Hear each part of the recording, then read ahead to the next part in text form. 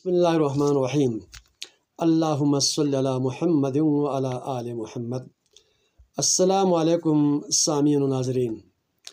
سائلین کے سوالات اور جوابات، احکام شریعت، قسط نمبر 6، مرکز نور بادشاہ یوٹیوب چینل سے براہ راست مخاطب ہوں۔ میں ہوں محمد شفیع مطہری۔ اس وقت میرے پاس 50 سائلین کے فہرست موجود ہیں اور ان میں سے آج 8 سائلین کے سوالات کے جوابات دے رہا ہوں۔ پہلا سائلہ ہے فاطمہ بانو حالے کراچی۔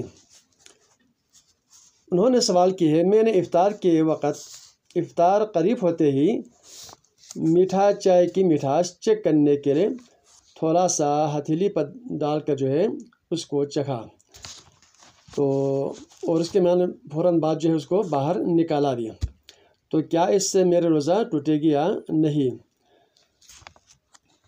افطار کے وقت مٹھاس یا نمکین چیز کو تھوڑا سا ہتھیلی پر لگا کر اس کو زبان لگا کر اگر چیک کرے اس کو پھر باہر نکالے تو اس سے آپ کا روزہ نہیں ٹوٹے گی۔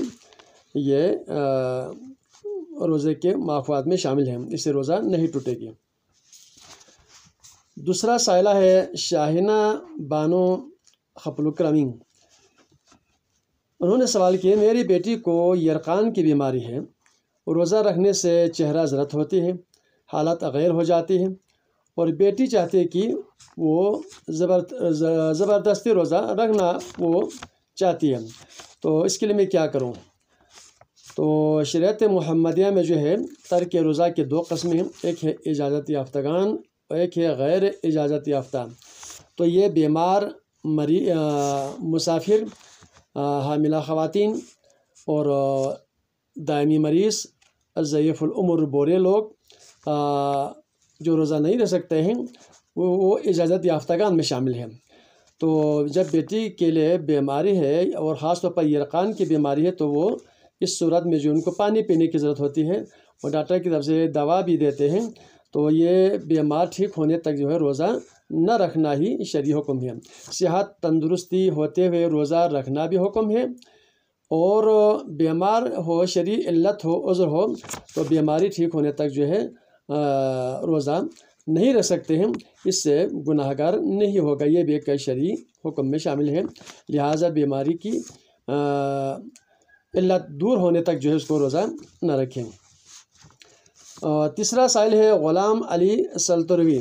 انہوں نے سوال کیا، میرے بیٹے کی عمر 12 سال ہے، بچہ ابھی جسمانی طور پر کمزور ہے، روزہ رکھنے سے وہ ظہر کے بعد بیمار ہوتا ہے، کیا میں اس کو روزہ رکھوں نہیں رکھوں؟ ہمارے کچھ بعض علماء نے کہا کہ یہ 12-13 سال جب ہوتے ہیں تو بچے کو روزے کا حکم ہوتا ہے، روزہ رکھنا چاہیے۔ تو شیخ سید محمد نور بخش رحمۃ اللہ علیہ نے فقہ افواد میں یہ بالغہ ہونے کی جو بنیادی علامتیں باب الحجر میں فرمایا ہے، باب الصلاۃ میں بھی ہے۔ تو لڑکے 12 سال سے 15 سال کے درمیان عموماً بالغ ہوتے ہیں، اور لڑکی 9 سال سے 15 سال تک۔ تو جسمانی طور پر ابھی 12 سال اس کا اگر ہو اور بچہ ابھی کمزور ہو مختلف وجوہات کی بنا پر، اور روزہ رکھنے سے وہ بیمار ہو جاتا ہو، گر پڑتا ہو، تو ابھی اس کو روزہ کا حکم یہ نہیں ہوتا ہے، وہ مکلف نہیں بنتا ہے، کیونکہ وہ روزہ رکھنے سے اس کی صحت خراب ہو جاتے ہیں۔ اچھا جی، پھر چوتھا سائل محمد ابراہیم کرمی حالے دبئی۔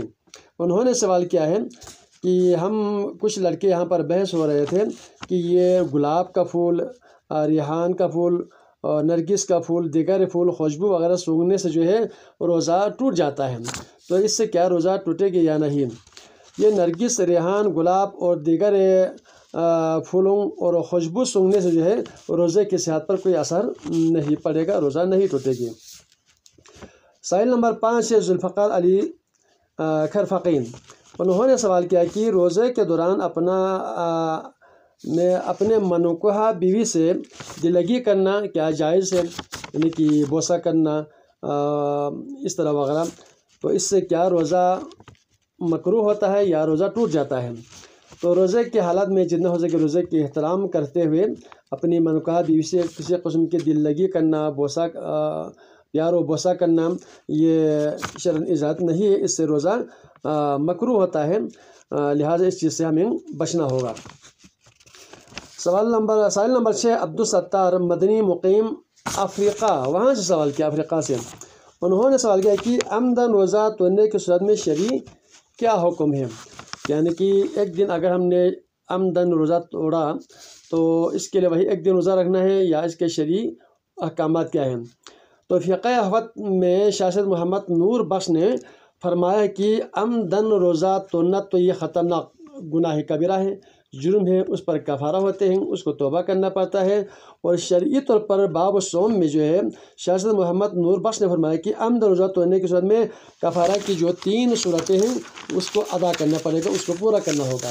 ان میں سے کہ سب سے پہلے کہ ایک غلام یا ایک لونڈی کو آزاد کریں، اگر یہ ممکن نہیں ہے یا سہولت نہیں ہے تو دوسرا چیز ہے کہ لگاتار جو ہے 2 مہینے روزہ رکھنا ہے، جس نے عمدن روزہ ایک دن بھی توڑا ہو۔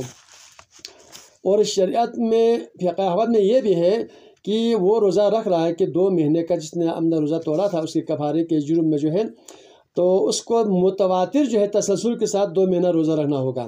اگر شرعی علت ہوا، بیمار ہوا، سفر ہوا، پھر اس کو روزہ افطار کرنا پڑے گا، ایک شرعی یہ بھی ایک تقاضا حکم ہے۔ اگر وہ عمدن پھر دوبارہ جو ہے روزہ توڑے تو اثر نو اس کو دوبارہ جو ہے روزہ رکھنا اس پر واجب ہوتے ہیں۔ اگر ایسی صورت نہیں ہے شرعی اور عذر سے روزہ توڑا تو پھر آگے جتنا روزہ باقی اس کو رکھنا پڑے گا۔